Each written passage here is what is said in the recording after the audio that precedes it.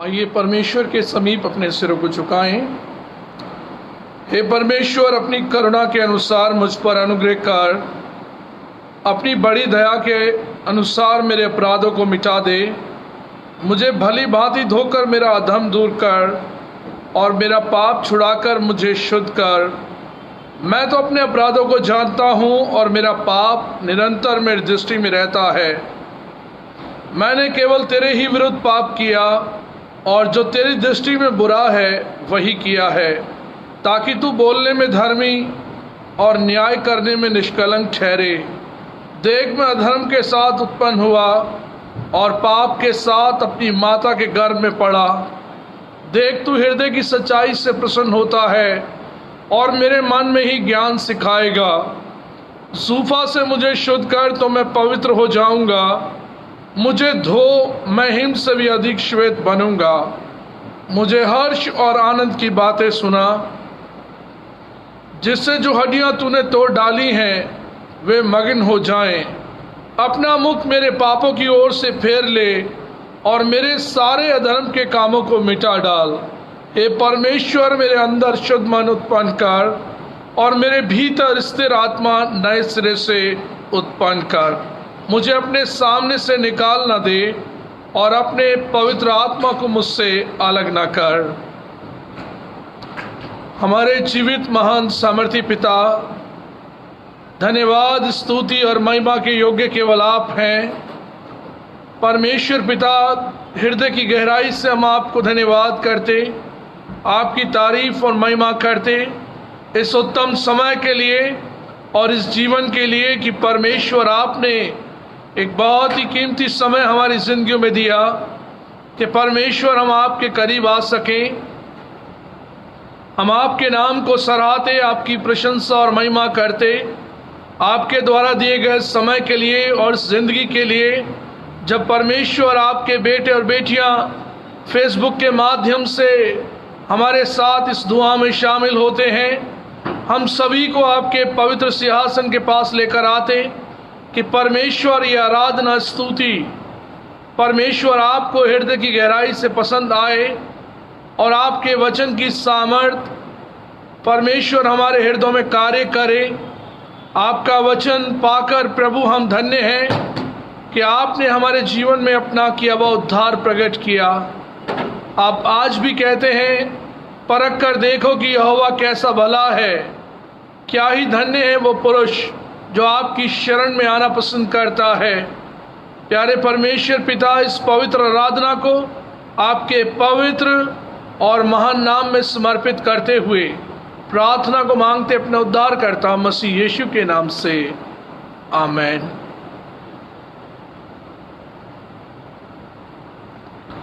आइए इस वक्त में परमेश्वर की हम्द और तारीफ में हम लोग गीत गाएंगे। गीत का नंबर है 6। परम पिता की हम स्तुति गाएं, वही है जो बचाता हमें। अनमोल गीत पाला पुस्तक से हम लोग इस गीत को गाएंगे। Song number 6। परम पिता के हम स्तुति गाएं, वो ही है जो बचाता हमें। परम पिता के हम स्तुति गाएं, वो ही है जो बचाता हमें। सारे पापों को करता क्षमा, सारे रोगों को करता चंगा। परम पिता के हम स्तुति गाएं, वो ही है जो बचाता हमें। धन्यवाद उसके आसनों में, आनंद से आए उसके चरणों में। धन्यवाद उसके आसनों में, आनंद से आए उसके चरणों में। संगीत गाकर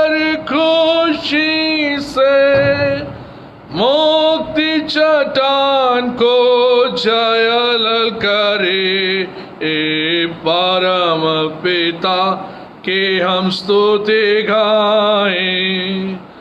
वो ही है जो बचाता हमें, वो ही हमारा है परम पिता।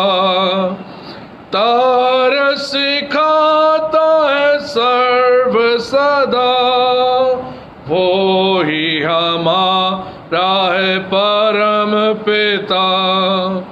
तरस सिखाता है सर्व सदा, पूरब से पश्चिम जितनी दूर, उतनी ही दूर हमारे गुनाह।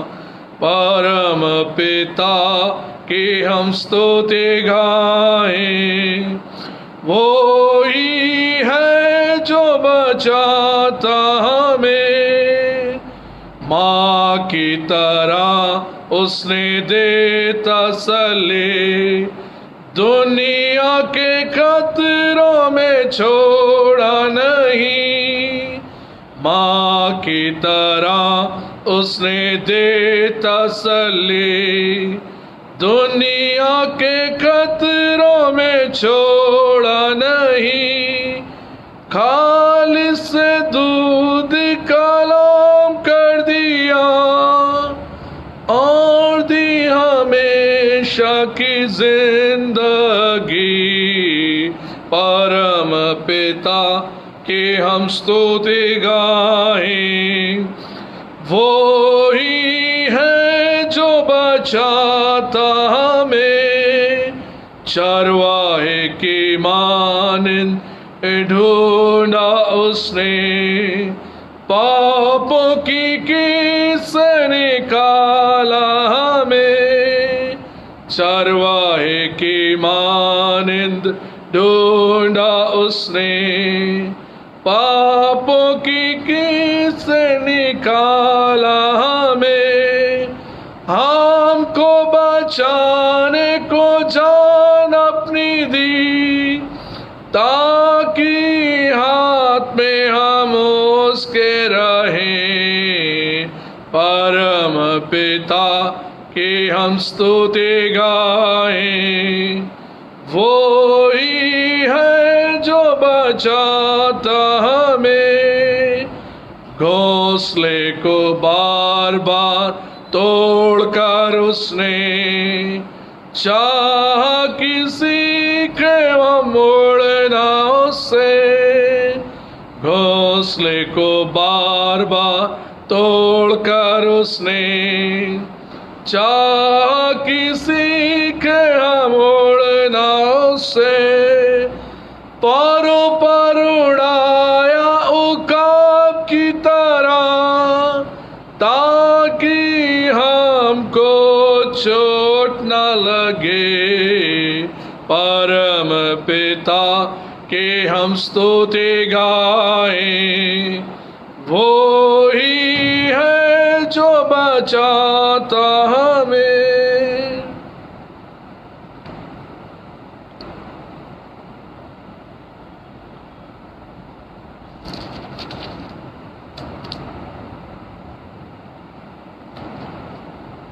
परमेश्वर के पवित्र वचन बाइबल से हम लोग पढ़ेंगे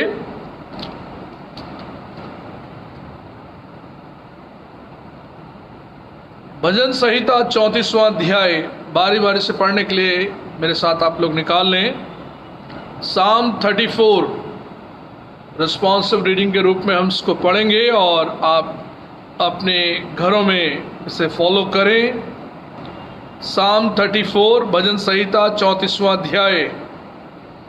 मैं हर समय यहोवा को धन्य कहा करूंगा, उसकी स्तुति निरंतर मेरे मुख से होती रहेगी। मेरे साथ यहोवा की बड़ाई करो और आओ हम मिलकर उसके नाम की स्तुति करें।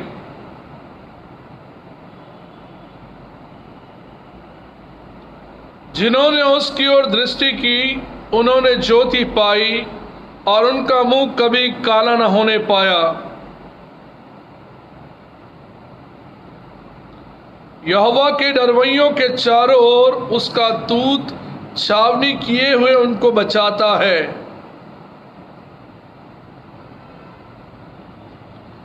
हे यहोवा के पवित्र लोगों, उसका भय मानो, क्योंकि उसके डरवैयों को किसी बात की घटी नहीं होती।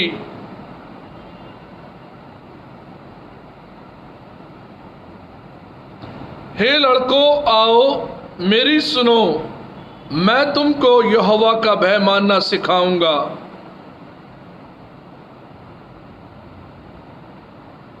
अपनी जीभ को बुराई से रोक रख और अपने मुंह की चौकसी कर कि उससे छल की बात ना निकले।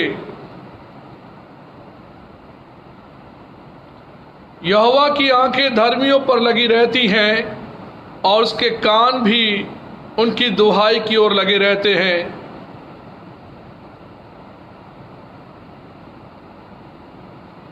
धर्मी दुहाई देते हैं और यहोवा सुनता है और उनको सब विपत्तियों से छुड़ाता है।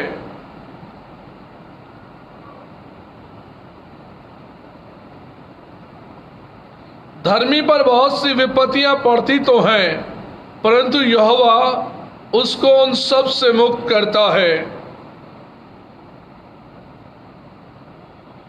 दुष्ट अपनी बुराई के द्वारा मारा जाएगा और धर्मी के बैरी दोषी ठहरेंगे। एक साथ यहोवा अपने दासों का प्राण मोल लेकर बचा लेता है और जितने उसके शरणागत हैं उनमें से कोई भी दोषी न ठहरेगा। आमीन।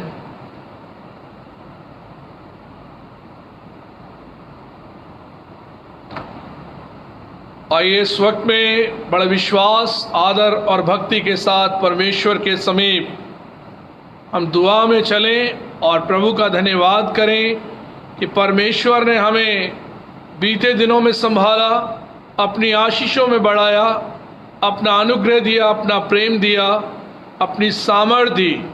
हम परमेश्वर को धन्यवाद करें कि उसने हमें हर एक बीमारी से बचा कर रखा, हमारे परिवारों को बचाया, हमारी कलीसिया को बचाया, हमारे लोगों को परमेश्वर ने बचाया। प्रभु का धन्यवाद करें और प्रार्थना करें जो लोग कोरोना वायरस से ग्रसित हैं, बीमार हैं, हॉस्पिटलाइज हैं, परमेश्वर उन्हें चंगाई दे और इस प्रकार से कोरोना वायरस इस पूरे विश्व से अलग किया जाए, नाश किया जाए और हर कोई अच्छे तरीके से अपनी ज़िंदगी को जीने पाए। आइए इस वक्त में हम प्रार्थना में अपने सिरों को झुकाएंगे। पवित्र पवित्र पवित्र सेनाओं के यहोवा, स्वर्ग में विराजमान परमेश्वर, आपकी हम्द और तारीफ करते। आप जीवित, महान और सामर्थी परमेश्वर हैं। आपके नाम को सराहते, आपकी महिमा, आपकी प्रशंसा करते। परमेश्वर, आपके द्वारा दिए गए समय के लिए, इस जिंदगी के लिए जब परमेश्वर आपने हमें ये जीवन की सांसें दी कि प्रभु आपके पवित्र नाम में हम इस जिंदगी में आगे बढ़ें। प्रभु आप कहते हैं, परख कर देखो कि यहोवा कैसा भला है, आपकी करुणा सदा की है। धन्य है वो मनुष्य जो अपनी निगाहें आपकी ओर लगाता है और आपके करीब आता है। परमेश्वर पिता, हम आपको धन्यवाद का बलिदान अर्पित करते हैं और परमेश्वर आपके नाम का धन्यवाद करते हैं कि आपने अब तक हमें संभाला, हर एक परेशानी से, दिक्कतों से बचाया, अपने लहू में ढांपा। हम परमेश्वर आपके नाम में सुरक्षित हैं। आपके नाम को धन्यवाद करते, आपकी प्रशंसा और महिमा करते। आपके द्वारा दिए गए समय और इस जिंदगी के लिए जब परमेश्वर आपने अपनी करुणा के हाथ में रखकर हमें बढ़ाया और प्रभु आप हमारे जीवन के लिए सर्वदा वो भलाइयाँ उत्पन्न करते हैं जिनकी कल्पना परमेश्वर शायद हमने नहीं की। आप हमारे मांगने से पेशतर हमारी ज़िंदगी में वो उत्तम वस्तुएं लेकर आते हैं। हम परमेश्वर आपको धन्यवाद करते हैं कि आपने हमारे मनोरथों को पूरा किया। हमने जो प्रार्थनाएं प्रभु आपसे मांगी उसे हमने अपने जीवन में पूरा होते हुए देखा। हम आपका धन्यवाद करते हैं परमेश्वर, आप अपने वायदों में सच्चे और खरे हैं। परमेश्वर पिता, आपकी सामर्थ के लिए प्रभु आपका धन्यवाद करते हैं। आपके पवित्र वचन के लिए आपका धन्यवाद करते हैं कि प्रभु आपने अपना पवित्र वचन देकर हमें और हमारी बुद्धि को स्पर्श किया। हमारे पथों को आपने सही रास्ते पर गाइड किया, हमारे मार्ग को प्रशस्त किया। हम आपका धन्यवाद करते हैं परमेश्वर पिता, आपके द्वारा दिए गए समय और जीवन के लिए और उन आशीषों के लिए जो खुदावंद आपकी ओर से हैं। परमेश्वर, आपके नाम में प्रभु हम प्रार्थना करते हैं आपकी प्यारी कलीसिया के लोगों के लिए, मैथोडिस्ट चर्च ढाका की कलीसिया के लिए। एक एक परिवारजन को हम आपके पास लेकर आते, अपनी दया अपनी करुणा में होकर बढ़ाएं, ब्लेस करें। आपके द्वारा दिया गया जीवन आनंद और खुशी के साथ आगे बढ़े और हर एक की ज़रूरतों को परमेश्वर आपने पूरा किया। बड़े ही अद्भुत रीति से परमेश्वर हमारे जीवन में हमारी ज़रूरतों को आपने पूरा किया। हम आपका धन्यवाद करते हैं प्रभु हर पल के लिए।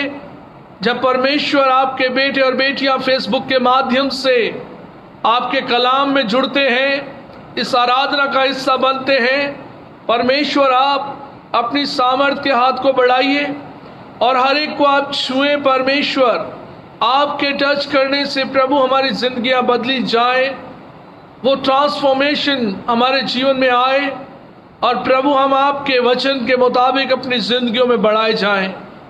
हम धन्यवाद करते हैं प्रभु आपके अनोखे प्रेम के लिए, आपकी सामर्थ के लिए, आपकी प्रतिज्ञाओं के लिए। हम आपका धन्यवाद करते हैं प्रभु, आप अपने वायदों में सच्चे और खरे हैं प्रभु। आपके नाम को हम बारंबार धन्यवाद करते हैं। प्रार्थना करते हैं परमेश्वर इस वक्त में खास तौर पर उन बीमार लोगों के लिए जो हॉस्पिटलाइज हैं। हम मिसेस पूनम को आपके हाथों में सौंपते। परमेश्वर, अपनी सामर्थ के हाथ को आप इन बहन पर बढ़ाएं ताकि आपके पवित्र नाम में उनको चंगाई मिले, हिम्मत और ताकत मिले। हम सिस्टर शशि के लिए प्रार्थना करते हैं परमेश्वर, जबकि उनका शुगर का लेवल ज़्यादा बढ़ गया है। हमारी प्रार्थना है परमेश्वर, आप उन्हें अपने सामर्थ भरे हाथ से छुएं और चंगाई दें कि प्रभु आपके पवित्र नाम में वो अच्छी हेल्थ को पाएं। हम दुआ करते हैं प्रभु और भी लोग जो बीमार हैं, परमेश्वर आपके द्वारा वे चंगाई पाएं। जो लोग कोरोना वायरस से ग्रसित हैं, परमेश्वर आपकी चंगाई उनके जीवन में आए। हर घबराहट को परमेश्वर आप दूर करना और अपने चंगाई भरे हाथ से छूकर उन्हें आप चंगा करना। हम डॉक्टर नर्सिस के लिए प्रार्थना करते हैं, मेडिकल स्टाफ के लोगों के लिए प्रार्थना करते हैं। परमेश्वर अपना किया हुआ उद्धार प्रकट करें, उन सब लोगों को आप प्रोटेक्ट करें कि वे आपके लहू में ढांपे जाएं और आपकी करुणा आपकी सच्चाई उनके जीवन में बनी रहे। हम पिता परमेश्वर आपसे प्रार्थना करते हैं इस वक्त में जब प्रभु आपकी प्यारी कलीसिया के लोग, नए विश्वासी भाई बहन और फेसबुक माध्यम से जुड़ने वाले हमारे अजीज लोग आपकी आराधना का हिस्सा बनते हैं। परमेश्वर, आप सभी को ब्लेस करना, अपनी ढेरों आशीषें देना और आपका किया हुआ उद्धार प्रकट होने पाए। परमेश्वर पिता, आपकी सामर्थ में जीवन इस प्रकार से बढ़ने पाए। हम दुआ करते हैं अंजू आइजक के लिए प्रभु, जब वो बेटी हॉस्पिटलाइज है, खुदावंद आपके हाथों में उसके जीवन को सौंप देते। परमेश्वर, आप अपना किया हुआ उद्धार उनके जीवन में प्रकट करें और परमेश्वर आपके द्वारा हर कार्य प्रभु आसानी के साथ पूरा होने पाए और वो मुकम्मल खुशी जो उनके जीवन के लिए है प्रभु, आप उन्हें ब्लेस करें। हम धन्यवाद करते हैं परमेश्वर पिता, आपके द्वारा हम संभाले गए, आपके द्वारा प्रभु हमारा जीवन आगे बढ़ा, इसके लिए प्रभु हम आपके निहायत ही शुक्रगुजार हैं। खुदावंद हमारी दुआ है आपके बेटे और बेटियों के लिए कि वे बहुतायत से ब्लेस किए जाएं और आपकी राह में प्रभु आगे बढ़ें। ये पवित्र आराधना आपके पवित्र और महान नाम में समर्पित करते हुए प्रार्थना को मांगते अपने उद्धारकर्ता मसीह यीशु के नाम से, आमीन। आए हमारे बाप, तू जो आसमान पर है, तेरा नाम पाक बना जाए, तेरी बादशाहत आए, तेरी मर्जी जैसे आसमान पर पूरी होती है ज़मीन पर भी हो। हमारी रोज़ की रोटियां बख्श दे, जिस तरह अपने गुस्से वालों को माफ़ करते हैं, तू भी हमारे गुस्से को माफ़ कर। हमें आजमाइश में न ला, बल्कि बुराई से बचा, क्योंकि बादशाहत, कुदरत और जलाल हमेशा तेरा ही है, आमीन।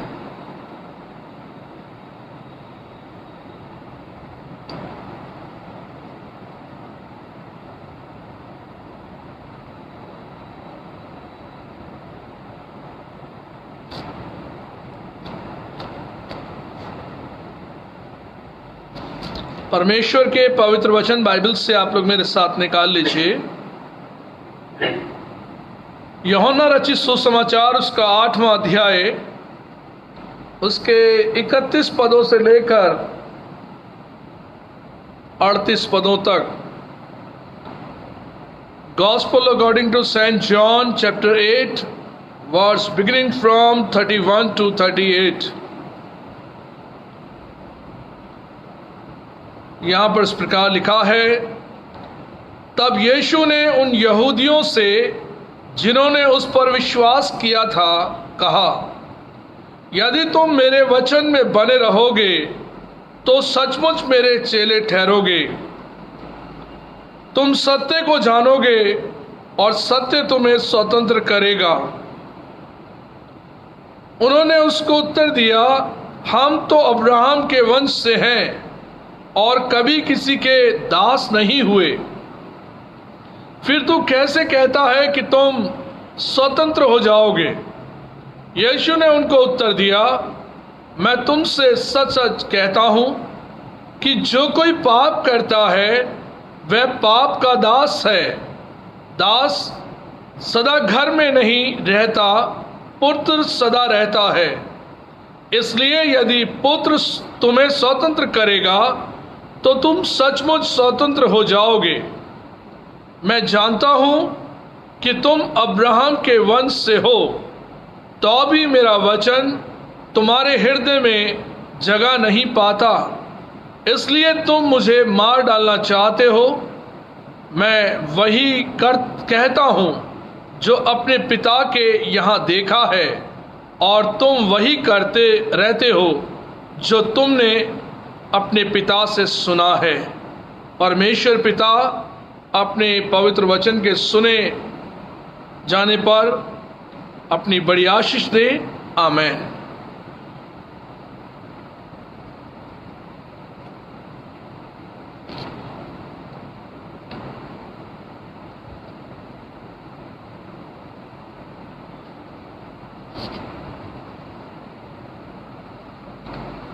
इस वक्त में हम लोग प्रभु की तारीफ में गीत गाएंगे। गीत का नंबर है 29। बड़ा ही फेमिलियर सॉन्ग है और हम इससे मिलकर गाएंगे। प्रभु का धन्यवाद करूंगा, उसकी संगति में सदा रहूंगा। प्रभु का धन्यवाद करूंगा, उसके संगति में सदा रहूंगा।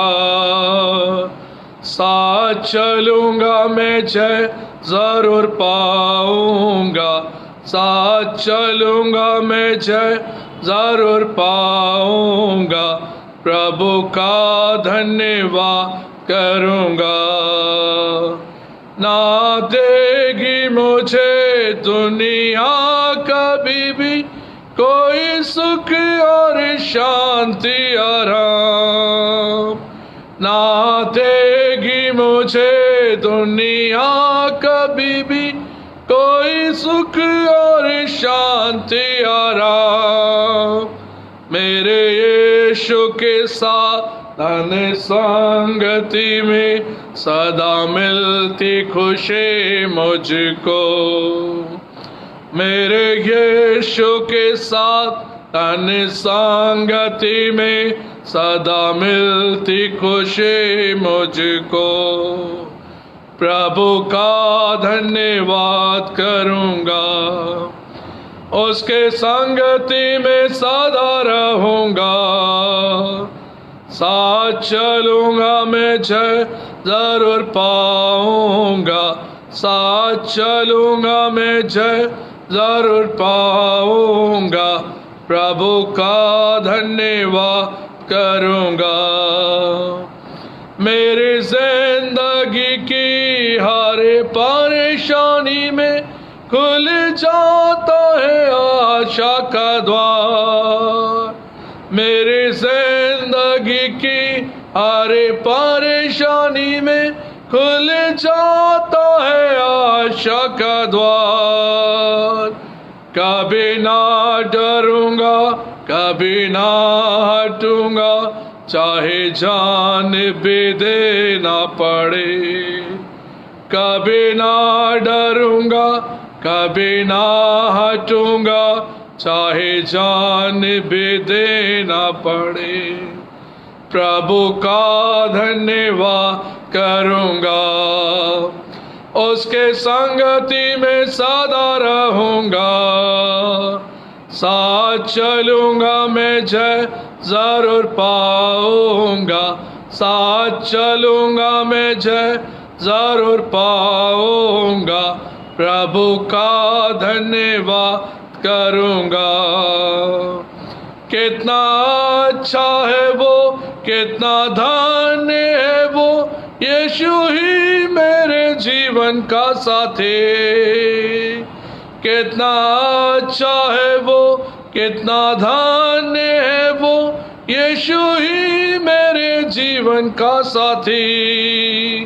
मेरी ज़रूरतों को पूरा करता है वो, कोई घटी नहीं मुझको।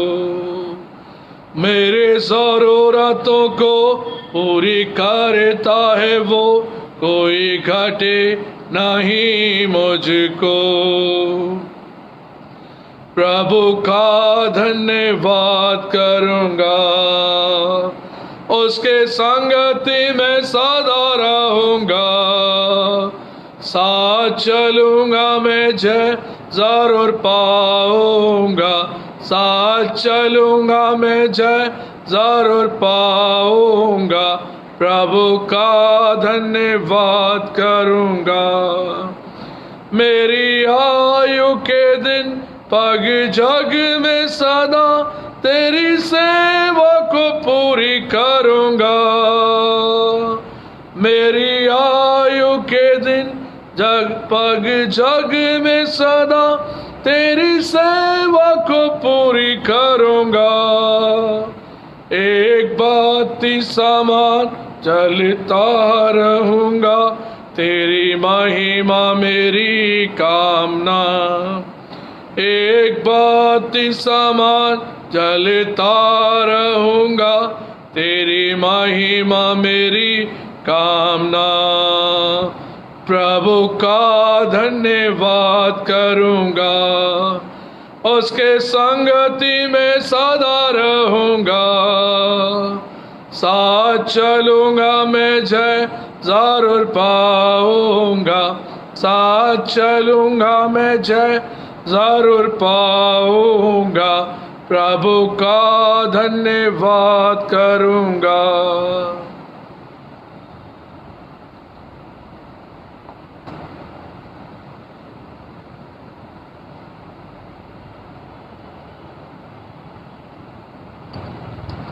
आइए इससे पहले हम परमेश्वर के वचन में जाएं। आइए दुआ मांगे। हमारे जीवन से प्यार करने वाले प्रभु, आपका धन्यवाद, आपकी तारीफ, आपकी महिमा हो। वचन आपका है और परमेश्वर पिता, आपकी पवित्र आत्मा हमें आपके वचन से गाइड करती है। जब तक प्रभु हम आपकी पवित्र आत्मा के द्वारा ना समझे तो हम सीख नहीं सकते। आपसे हम प्रार्थना करते हैं प्रभु, अपनी पवित्र आत्मा के द्वारा आप हमें अपने वचन की बातें सिखाएं, अपना वचन हमारे हृदयों में बोएं कि हम आपकी मर्जी के विरुद्ध ना जा सकें। आप प्रभु जीवन के देने वाले स्वामी और सृजनहार हैं। हम आपसे प्रार्थना करते हैं परमेश्वर, आप हमारे संग और साथ हो, मदद और हिफाजत करें। आपके बेटे और बेटियों को प्रभु आपके पवित्र हाथों में समर्पित करते हुए प्रार्थना को मांगते अपने उद्धारकर्ता मसीह यीशु के नाम से, आमीन।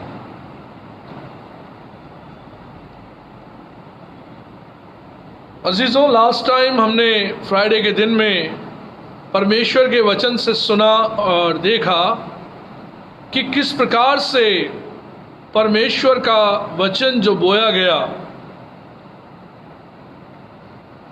उस वचन के बीज के बारे में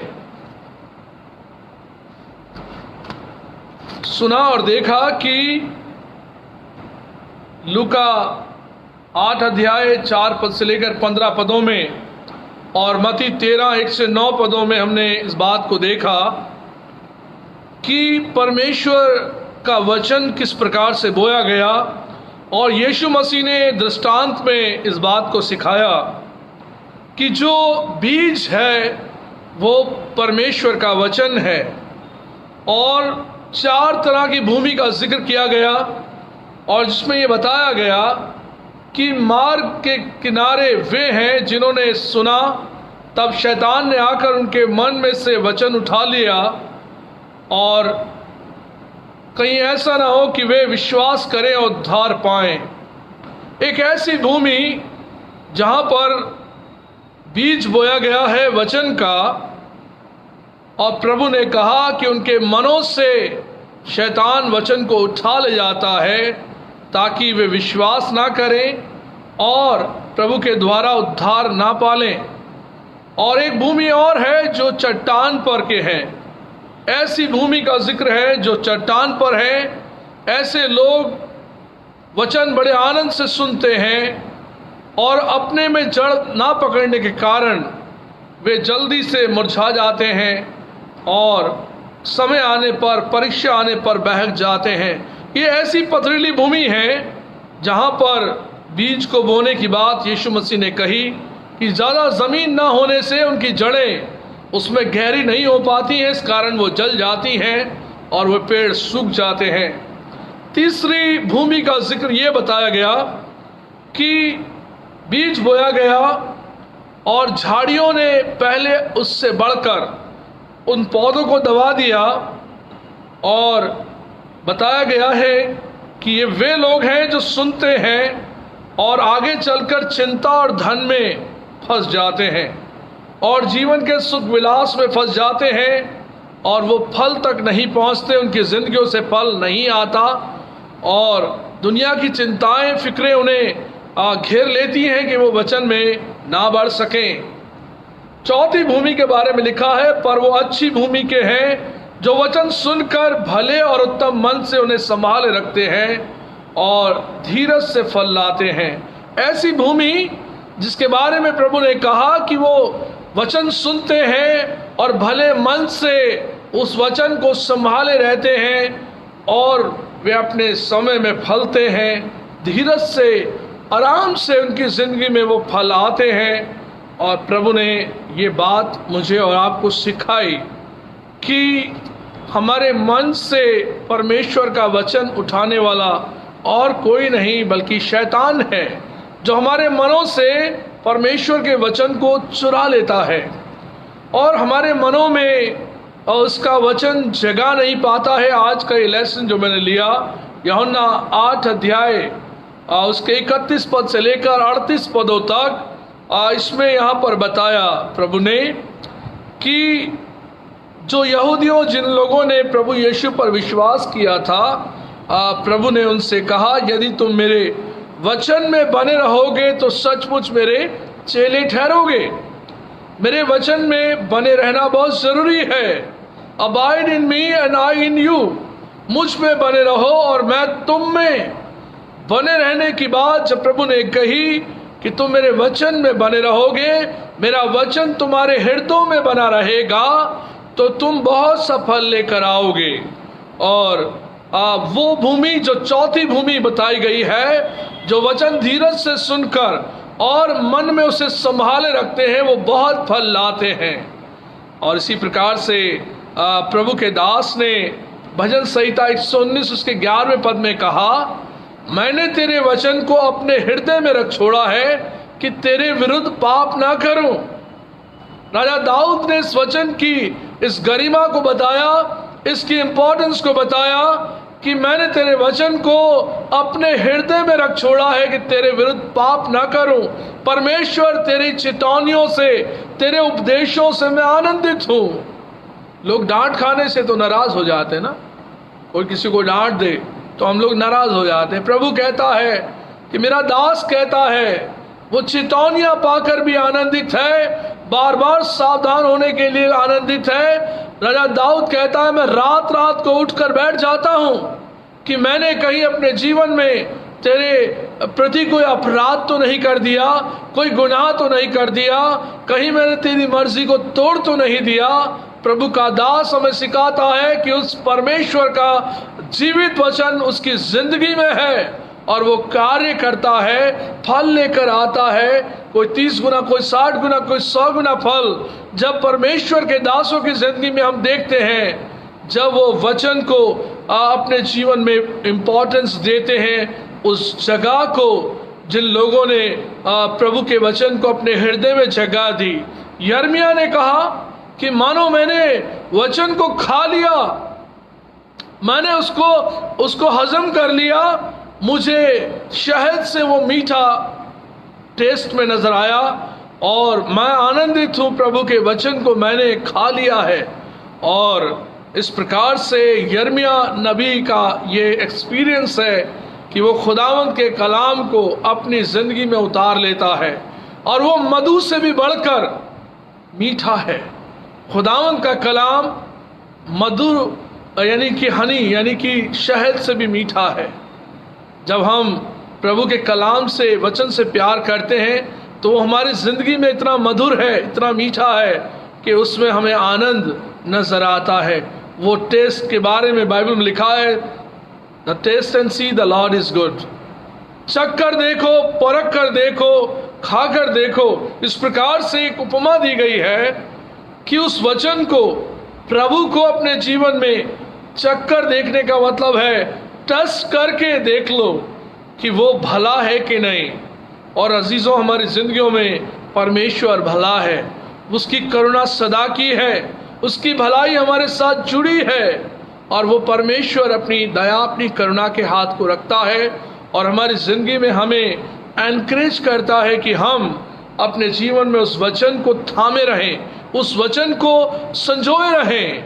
और प्रभु ने कलाम में कहा कि कुछ लोग जो हैं केवल जो है मेरा वचन पूछने के लिए मेरे पास आते हैं, उनका मन मुझसे दूर है और होठों से तो मेरी तारीफ करते हैं, होठों से तारीफ करते हैं, मगर उनका मन, यशायाह नबी ने लिखा इस बात को, यशायाह नबी इस बात को कहता है कि उन लोगों का मन परमेश्वर से अलग किया हुआ है, अलग है वे, और वो अपने होठों से तो प्रभु की तारीफ करते हैं मगर उनका मन प्रभु से दूर है। प्रभु कहता है कि ये चेतावनी हमारे जीवन के लिए होनी चाहिए कि यदि हमारे जीवन में भी अगर ऐसा है कि हम होठों से उसकी महिमा करके अपने आप को उसके वचन से अलग रखते हैं, तो प्रभु हमें वार्न करता है, हमें वो कहता है कि हम अपने जीवन में इस बात को जाने, देखें कि हम अपने जीवन में उससे प्यार करते हैं कि नहीं। और प्रभु ने हमारे जीवन के लिए इस बात को रखा। और उसके साथ साथ हम एक आयत और देखेंगे, मरकुस रचित सुसमाचार उसका 12वां अध्याय उसका 48वां पद।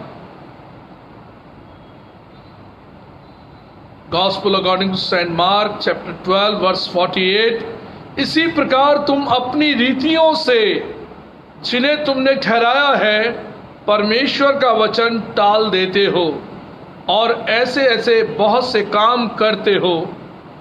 इस प्रकार से प्रभु ने ये बताया कि अपनी रीति रिवाजों के चलते, अपनी परंपराओं के चलते, अपने धार्मिक अनुष्ठानों के चलते तुम परमेश्वर की आज्ञाओं को टाल देते हो, उसके वचन को अपनी जिंदगी में इंपॉर्टेंस नहीं देते, अपने हृदय में जगह नहीं देते। और प्रभु इस बात के लिए हमें वार्न करते हैं, हमें चेतावनी देते हैं कि हमारे हृदयों में परमेश्वर का वचन जगह नहीं पाता है। और इस प्रकार से यदि हमारा घर पहले से ऑक्युपाई हो रखा है और कोई हमारे घर में आ जाए तो हम क्या कहते हैं, घर में जगह नहीं है। पहले से मेहमान आ रखे हैं और भी आ गए तो हम कहीं और प्रबंध कर सकते हैं, मगर हमारे घर में जगह नहीं है। अजीजों, अपनी जिंदगी में हम देखें कि हमारी जिंदगी में बहुत सी चीज़ों ने हमारे हृदय को ऑक्युपाई कर रखा है और वो घेर रखा है। उन सब वस्तुओं ने प्रभु के वचन के लिए हमारे हृदयों में जगह नहीं है ना। कई बार आप मोबाइल देखते हैं, लैपटॉप देखते हैं, कंप्यूटर देखते हैं, कई बार आपको ये रिमाइंडर कॉल आती है, no place, no free place. आपके पास जो कैपेसिटी है उसको स्टोरेज करने की, वो अब नहीं है। उसका कारण आप जानते हैं? कोई भी व्यक्ति बोलेगा आपने जितना मटेरियल आपने इकट्ठा कर रखा है, डेटा इकट्ठा कर रखा है, फोटोज डाल रखी हैं, आप डिलीट कर दीजिए, प्लेस बनाइए, तभी तो बाहर का कुछ जो आप डालना चाहते हैं उसमें आप डाल पाएंगे। स्पेस नहीं है, इसलिए हम कोई भी चीज़ को उसमें डाउनलोड नहीं कर सकते। और इस प्रकार से सीखना हमको ये है कि जब हमारे हृदय में स्पेस नहीं है तो हम परमेश्वर के वचन के लिए उसे खाली करें।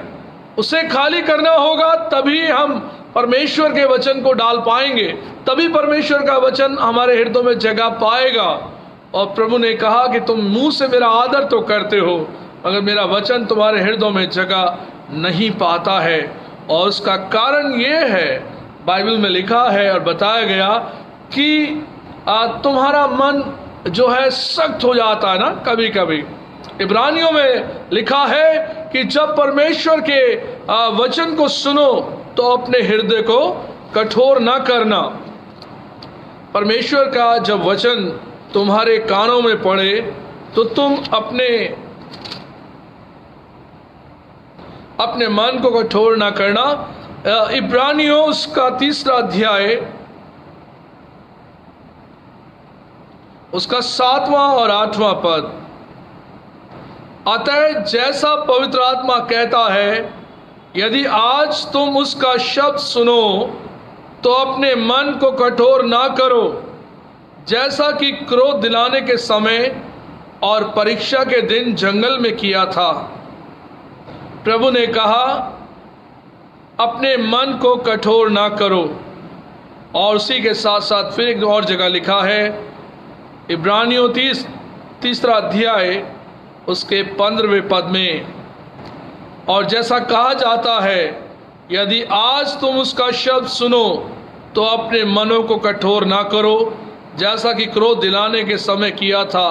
बार बार प्रभु का कलाम हमें सिखाता है, अपने मनों को कठोर मत करो। तुम्हारे हृदय में जो कठोरता है, उस कठोरता के कारण मेरा वचन तुम्हारे हृदय में जगह नहीं पाता है। तुम बाइबल को खोल नहीं पाते हो, उस वचन को अपने हृदय में रख नहीं पाते हो। उसका कारण ये है कि तुम्हारा मन कठोर हो गया है और तुम उससे प्रेम नहीं करते ना। और पहली आज्ञा तो ये है कि हम अपने सारे मन, सारी शक्ति, सारे जीव और सारी आत्मा से अपने परमेश्वर से प्रेम रखें और उसकी मानें। हम उससे, अपने पड़ोसी से अपने समान प्रेम रखें। ये आज्ञा प्रभु ने हमारे जीवन के लिए ठहराई, ये सबसे बड़ी आज्ञा है। और मनों की कठोरता के बारे में बताया कि हम अपने मन को कठोर ना करें। जब तुम मेरा शब्द सुनो तो अपने मन को कठोर ना करना। ऐसे बहुत से लोगों ने अपने मन को कठोर किया और वे नाश हो गए। प्रभु ने कहा तुम ऐसा ना करना। हमारे जीवन के लिए प्रभु ने ये चेतावनी दी कि ऐसी कठोरता के कारण परमेश्वर का वचन हमारे हृदयों में नहीं जाता। आज बहुत से लोग प्रभु का वचन सुनते हैं और कई लोग नहीं सुनते हैं। उसका कारण क्या है? मन की कठोरता के कारण। और हमारा मन जब कठोर हो जाता है तब प्रभु की बात हम सुनना भी नहीं पसंद करते, बाइबल खोलना भी नहीं पसंद करते। और इसी प्रकार से प्रभु ने हमें कहा धन्य है वे जो मन के दीन है। मत्ती 5:3 में लिखा है धन्य है वे लोग जो मन के दीन है, क्योंकि स्वर्ग की बादशाहत ऐसो ही की है। प्रभु ने कहा इस बात के लिए एकदम कंट्रास्ट कहा है, कहाँ कठोरता और कहाँ नम्रता और दीनता। प्रभु ने हमें बताया कि हम अपने आप को नम्र और दीन बनाएं, उसी के बाद हम खुदावंद की बादशाहत के वारिस बनेंगे। और प्रभु ने कहा अपने हृदय को नम्र और दीन बनाओ। कई कारणों से हमारा हृदय कठोर होता है और हमारे जीवन में बहुत सी चीज़ें ना मिलने से, बहुत सी हमारी आवश्यकताएं ना पूरी होने से हम कठोर हो जाते हैं। हमारे जीवन में कई बार हमें ठोकर लगती है, हम कठोर हो जाते हैं। हम परमेश्वर के इस जीवन में जब परमेश्वर हमें चलाते हैं तो हम परमेश्वर के प्रति कई बार अपने मनों में बड़े कठोर होते हैं।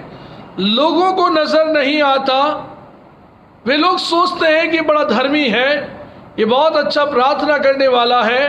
प्रभु ने एक बहुत ही यशायाह नबी की पुस्तक में कहा कि ऐसे लोग जो मेरा आदर होंठों से करते हैं मगर उनका मन मुझसे बहुत दूर है। बड़ी सुनकर ये बड़ी बात बड़ी विचलित करती है हमको कि ये कैसे हो सकता है कि होंठों से हम आदर करें और हमारा मन दूर हो। बाइबल को आप पढ़ें, इज़राइल के इतिहास में, बाइबल के इतिहास में ऐसे बहुत से लोग हैं जिनका मन परमेश्वर की ओर लगा नहीं रहा। होंठों से तो महिमा आदर करते रहे मगर परमेश्वर से अपने मन को अलग रखा। प्रभु कहते हैं अपने मनों को हम कठोर ना होने दें। दूसरी बात, हमारे जीवन में हमारा अविश्वास का होना, हमारे जीवन में अविश्वासी होना। चाहे हमारा नाम चर्च में लिखा हो, चर्च की पुस्तक में लिखा हो, तमाम जगह हम अच्छा नाम रखते हो, यदि हम अपने जीवन में अविश्वासी हैं, प्रभु पर विश्वास नहीं करते हैं, इस कारण से प्रभु का वचन हमारे हृदयों में जगह नहीं पाता है और प्रभु हमारे अविश्वास के कारण जो हमारे अंदर रहता है वो वचन जगह नहीं पाता। और इसलिए प्रभु ने अपने कलाम में हमसे कहा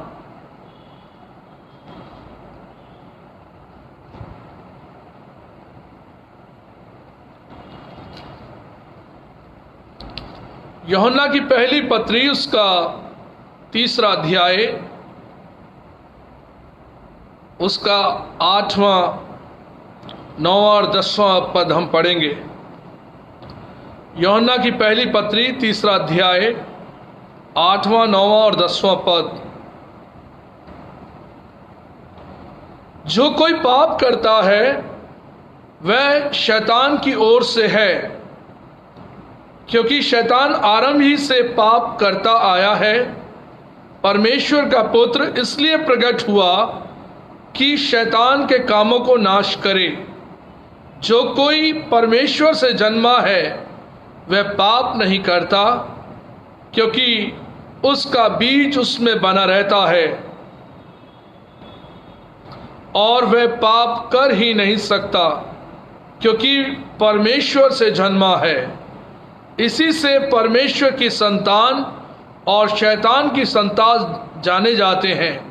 जो कोई धर्म के काम नहीं करता वह परमेश्वर से नहीं, और ना वह जो अपने भाई से प्रेम नहीं रखता।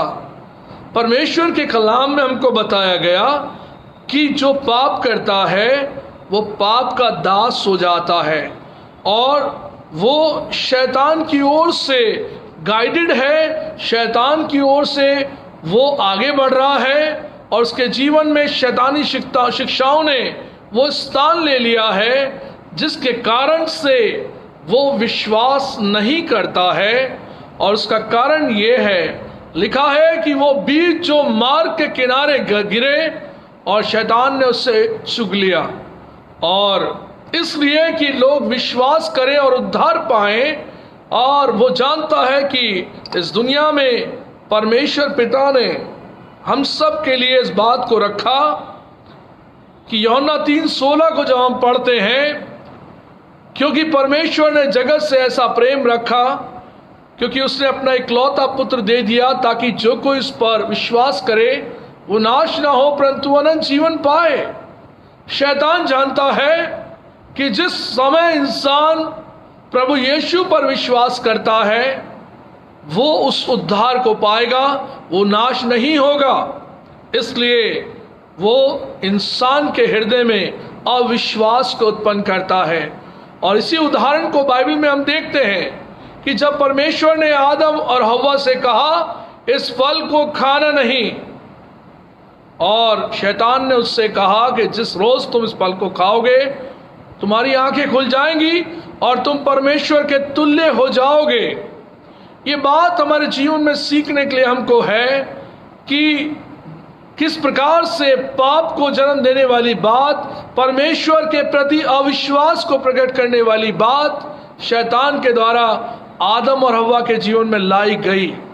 आज भी शैतान हमारे हृदयों में अविश्वास को उत्पन्न करता है ताकि हम परमेश्वर की आज्ञा पर भरोसा ना कर सकें, विश्वास ना कर सकें। इसलिए वो प्रभु ने कहा जो पाप करता है वो पाप का दास है। मेरे साथ देखें यूहन्ना 8 अध्याय उसके 34 और 35 पद को। यीशु ने उनको उत्तर दिया, मैं तुमसे सच सच कहता हूं, जो कोई पाप करता है वो पाप का दास है। दास सदा घर में नहीं रहता, पुत्र रहता है। इसीलिए प्रभु ने हमें बताया कि जो पाप करता है वो पाप का दास हो जाता है, उस गुलामी में रहता है। और प्रभु कहते हैं कि वो मुझे और आपको स्वतंत्र करने आए और तुम सत्य को जानोगे, सत्य तुम्हें स्वतंत्र करेगा। और लोगों ने कहा हम तो कभी किसी के गुलाम हुए नहीं, और उन्होंने इस संदर्भ को नहीं पहचाना कि प्रभु यीशु ने हमारी आत्मिक जिंदगी के बारे में बात की है। और प्रभु कहते हैं कि वो हमारी आत्मिक जिंदगी को उस शैतान की दासत्व से निकालना चाहते हैं और वो हमें पाप के दलदल से छुड़ाने के लिए आए हैं। और अजीजों, इस बात को हम पहचाने कि प्रभु ने उन लोगों से कहा तुम तो अब्राहम के वंश से हो, और बाइबल में अब्राहम का वंश कैसा है? आकाश के तारागण के समान है। प्रभु ने कहा तू विश्वासियों का मूल होगा, और प्रभु ने उसको आशीष देकर ठहराया, जो तुझे आशीष दे मैं उसे आशीष दूंगा, जो तुझे श्राप दे मैं उसे श्राप दूंगा। प्रभु ने उसके प्रति इतना मन लगाया, अब्राहम को ब्लेस किया, और उसकी ब्लेसिंग्स हम अपने जीवन में देखते हैं। इसी बात को उन्होंने कहा कि तुम अपने पिता अब्राहम से हो, और अपने पिता अब्राहम जिसे काम तुम्हारे जीवन में नहीं है, उसने परमेश्वर पर विश्वास किया।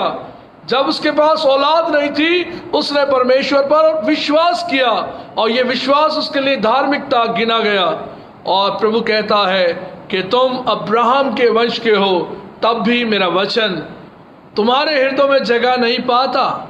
तुम उस पिता से हो जो एक रूहानी पिता है, और उसके जीवन में आत्मिकता से भरा हुआ जीवन है, विश्वास से भरा जीवन है। उस पिता के पुत्र तुम हो। तुम्हारे जीवन के अंदर तुम मेरे वचन को अपने हृदय में जगह नहीं देते।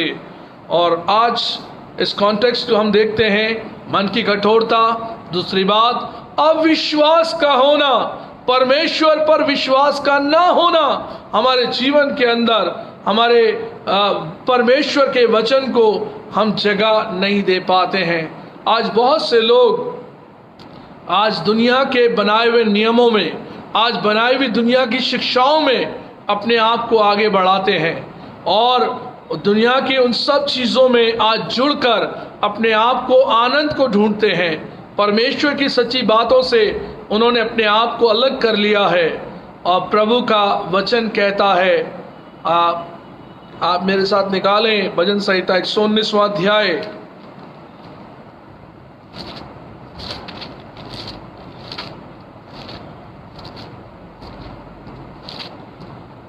भजन संहिता 119वां अध्याय उसके 105 वचन में आप मेरे साथ देखें। तेरा वचन मेरे पांव के लिए दीपक और मेरे मार्ग के लिए उजियाला है। तेरा वचन मेरे पांव के लिए दीपक और मेरे मार्ग के लिए उजियाला है। प्रभु का वचन हमारे जीवन के लिए, हमारे पांव के लिए, हमारी जिंदगी के लिए, हमारे मार्ग के लिए उजियाला है। वो रोशनी है, वो नूर है। जब खुदावंद यीशु ने कहा कि अब जो मेरे पीछे आएगा वो अब ठोकर नहीं खाएगा बल्कि उस उजियाले में चलेगा। और प्रभु ने कहा जगत की ज्योति मैं हूँ, और प्रभु के पीछे चलने वाला इंसान ठोकर नहीं खाएगा। इसलिए प्रभु हमारे जीवन के लिए उस उजियाले की बात करता है और कहता है कि हम प्रभु के वचन को अपने हृदय में जगह दें। और जगह देने के लिए अपने आप को हमें नम्र और दीन बनाना होगा। और जब हम दीन और नम्र हो जाएंगे तो प्रभु का कलाम हमारे हृदयों में जगह पाएगा। और अजीजों, ऐसा होने से हमारी ज़िंदगी में एक बहुत बड़ी तब्दीली आएगी। और इसी के चलते परमेश्वर हमारे जीवन में अपने कलाम को बिठाना चाहता है, अपने कलाम को हमारे हृदयों में देना चाहता है कि हम परमेश्वर की मर्जी के विरुद्ध ना जा सकें बल्कि उसके मार्गों में, उसके राहों में हमारी ज़िंदगी आगे और बढ़ सके।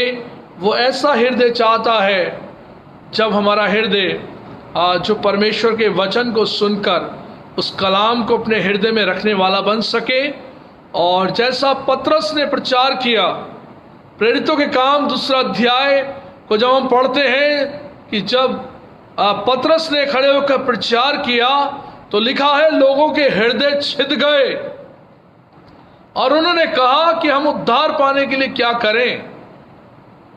पतरस ने कहा तुम और तुम्हारी संतानें प्रभु यीशु मसीह के नाम पर बपतिस्मा लें, तौबा करें, पश्चाताप करें और प्रभु के नाम पर बपतिस्मा लें। तो अजीजों, जब हृदय नम्र और दीन होता है, टूटता है, तब खुदावंद का कलाम हमारे हृदयों में जगह पाता है और हम परमेश्वर की मर्जी के विरुद्ध नहीं जा सकते बल्कि उसकी मर्जी में बढ़ने लगते हैं। लोग कह रहे हैं अब हम क्या करें, हमें रास्ता बताएं, हमें मार्ग बताएं। और ऐसा ही सेंट पॉल के साथ जब दरोगा के जीवन में एक बहुत बड़ा परिवर्तन आया कि जब पौलुस कैद में थे, सिलास कैद में थे, एक बड़ा बोही डोल हुआ, कैदी भाग निकले और पौलुस ने कहा कि हम यहीं खड़े हैं। दरोगा ने सोचा सब भाग गए, अब मेरा क्या होगा, अपने आप को मारने पर था। उसने कहा हे साहिबानो, उद्धार पाने के लिए मैं क्या करूं। ये मन की स्थिति है, मन का परिवर्तन है। जब हमारा हृदय नम्र हो जाए, दीन हो जाए, एक बड़ा ही ट्रांसफॉर्मेशन हमारी जिंदगी में होकर आए, तब आप समझें कि इसकी मन की कठोरता गई, अविश्वास चला गया, अब जीवन में प्रभु के प्रति विश्वास आ गया। जीवन का एक बहुत बड़ा सच्चाई लोगों के सामने जब आती है तो वो सोचने पर मजबूर होते हैं ये किस प्रकार के लोग हैं जो गवाही रखते हैं। सेंट पॉल के जीवन की गवाही, प्रभु अपने दासों से उन बातों को प्रकट करता है और वो वचन हृदयों में जगह पाता है। और जब हृदयों में जगह मिलती है तो 30 गुना, 60 गुना और 100 गुना वो वचन फल लेकर आएगा और निश्चित रूप से हमारी और आपकी उन्नति होगी और खुदावन में हमारा जीवन ब्लेसेड होगा और बहुतों की जिंदगी के तब्दीली के लिए बहुत ज़्यादा कारगर सिद्ध होगा और जिसके द्वारा बहुत जिंदगियां परिवर्तित की जाएंगी। परमेश्वर अपने पवित्र वचन के पढ़े और सुने जाने पर अपनी आशीष को दे और हमारे हृदयों में खुदावन का कलाम जगह पाए और हम उसकी मर्जी के विरुद्ध ना जा सके। आइए प्रार्थना करें। हमारे जीवन से प्यार करने वाले प्रभु, आपका धन्यवाद, आपकी तारीफ और आपकी महिमा इस जीवन से प्रकट करते और प्रभु आपको धन्य कहते कि प्रभु आपने हमें अब तक जीवितों की ज़मीन पर बनाए रखा, मौका दिया कि परमेश्वर हम आपके नाम में बढ़ाए जाएं, आपके वचन में बढ़ाए जाएं। हम आपकी सामर्थ और अगुवाई के लिए प्रभु आपको धन्य कहते। आपके बेटे और बेटियां जो कलाम को सुन रहे हैं, आपके वचन पर मनन कर रहे हैं, उन सब की जिंदगियों को परमेश्वर आप ब्लेस करें। आपका किया हुआ उद्धार प्रकट हो और परमेश्वर हमारी जिंदगियों में आपका कलाम ठहरे और 30 गुना और 60 गुना और 100 गुना फल लेकर आए। हम आप में बने रहें और आप हम में। प्रभु आपका धन्यवाद करते आपके बेटे और बेटियों के लिए, फेसबुक फ्रेंड्स के लिए और अपनी प्यारी कलीसिया के लोगों के लिए हम मान महिमा आदर प्रभु आपको देते हुए प्रार्थना को मांगते अपने उद्धार करता मसीह यीशु के नाम से, आमीन।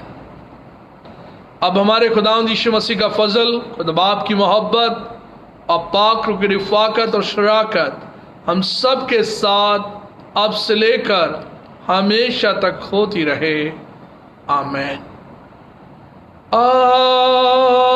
आमीन, आमीन, आमीन।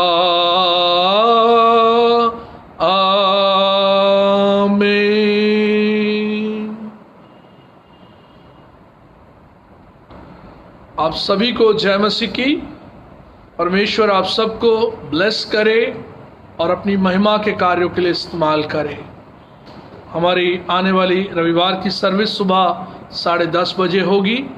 फेसबुक माध्यम से हम लाइव होकर प्रभु की आराधना करने पाएंगे। God bless you all. Thank you.